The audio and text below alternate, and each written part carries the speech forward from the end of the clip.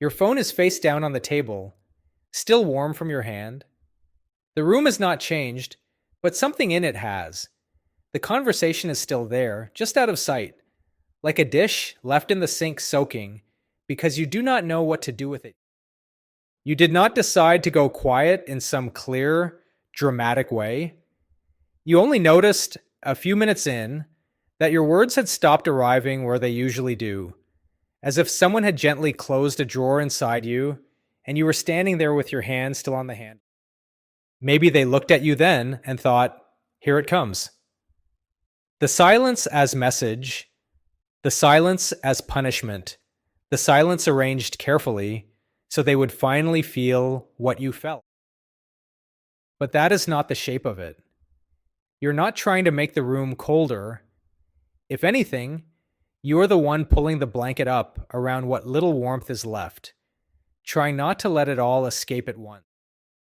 The silent treatment has a destination in mind. It wants a reaction, a chase, a correction, a knock at the door. Your quiet has no plan in it, no hidden reward, no private satisfaction. It is not a move on a board. It is more like setting down a heavy grocery bag after carrying it farther than you meant to. And it is not avoidance either, though it can look like it from across the table. You have not left. Your body is still in the chair, your sleeve still brushing the edge of the table, your water glass still making a ring on the wood. You are still here enough to hear the fridge hum and the clock make its small, tidy sound from the other room.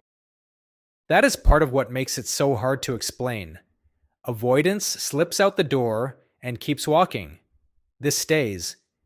This sits in the same light, in the same conversation, and understands with a strange, tired clarity that saying it one more time will not turn the key. There is a moment, and it is almost impossible to point to, when explaining yourself stops feeling worth the cost. Not because you no longer know what you mean, and not because the feeling has passed, but because you can already feel what will happen to your words once they leave you. You know the route they will take. They will be interrupted halfway through, or handled too quickly, or returned to you in a shape you never gave them. They will come back with some edges sanded off, made smaller, made simpler, until you're looking at your own sentence the way you look at a sweater after the wrong wash cycle, holding it up and thinking, no, that is not what it was. So your quiet begins there, not in anger, but in recognition. It begins at the exact point where hope gets tired enough to sit down. There had been hope before that. Not a loud, impossible hope, just the ordinary kind that keeps setting an extra place at the table. The kind that thinks, maybe if I say it this way, maybe if I start earlier, maybe if I use the smaller words, maybe if I don't sound too upset, maybe if I wait until after dinner, maybe if I speak before I talk myself out of it. There were sentences you rehearsed while rinsing a plate, while waiting for the kettle, while staring at the bathroom mirror with the tap running too long. Soft sentences, careful ones. Sentences with all the sharp corners removed because you were not trying to win, you were trying to arrive. There was a cup of tea gone cold beside you once while you waited to feel safe enough to begin. You watched the skin form over the surface and told yourself, in one more minute, in one more minute. And even then, what you were waiting for was not courage exactly. It was the faint hope that the room might become a place where your words could land without having to defend themselves. You tried in the middle of ordinary evenings, with the dishwasher open, one hand on a plate, in the car with the red light holding everything still for a moment, in bed with the lamp on low, when the day had finally thinned enough that something honest might fit through.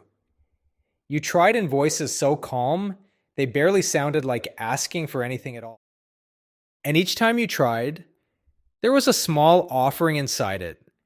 Not just the words themselves, but the belief that being known here was still possible.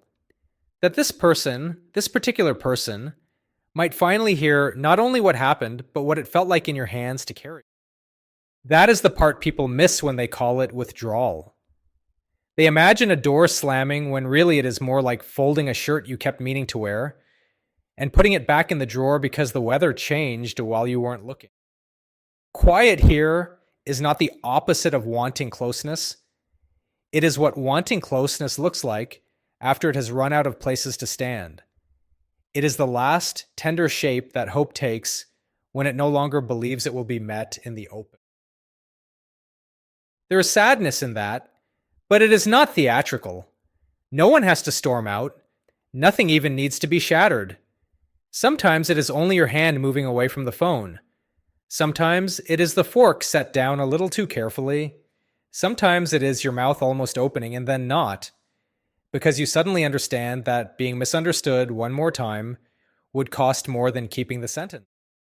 And because the outside of this moment is so plain, it gets mistaken for indifference, but indifference is lighter than this.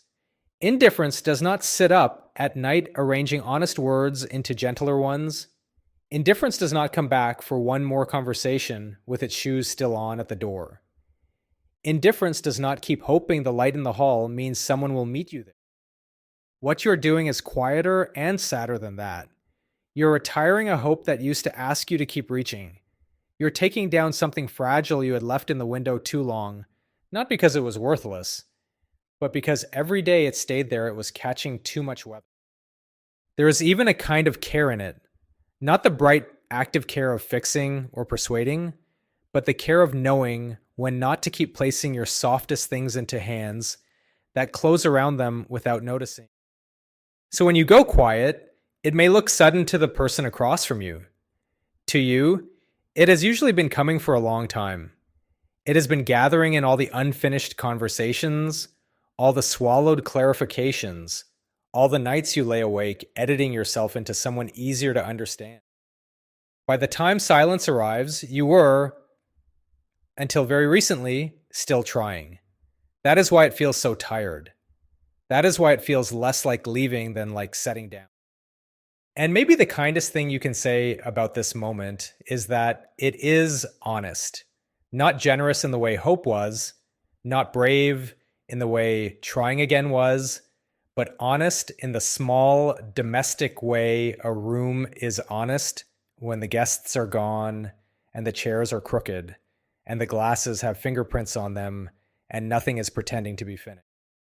The phone is still on the table.